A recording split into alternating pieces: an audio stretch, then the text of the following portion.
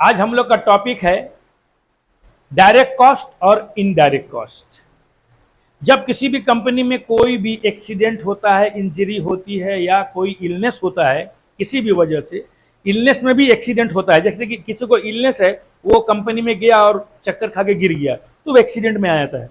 तो किसी भी वजह से अगर कंपनी में किसी को अगर एक्सीडेंट होता है तो उस एक्सीडेंट के एवज में कंपनी ने जो लॉस उठाना है वो दो तरह का लॉस उठाता है। पहला लॉस जो होता है डायरेक्ट कॉस्ट और दूसरा लॉस इनडायरेक्ट कॉस्ट। तो डायरेक्ट कॉस्ट वो कॉस्ट होता है जिस कॉस्ट को हम लोग कहते हैं डायरेक्टली उस एक्सीडेंट से संपर्क होना।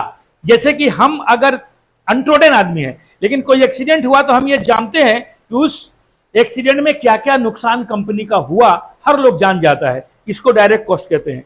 इनडायरेक्ट कॉस्ट कहते हैं जो उस एक्सीडेंट की वजह से आपके कंपनी में इंपैक्ट पड़ा है ना, नुकसान हुआ, तो ये जो है डायरेक्ट इनडायरेक्ट कॉस्ट कहलाता है। तो डायरेक्ट कॉस्ट में क्या क्या है, जैसे जिसकी भी गलती था इन्वेस्टिगेशन करने के बाद उसको अगर कोर्ट में फाइन जमा करना पड़ा तो ये क्या है, डायरेक्ट कॉस्ट है।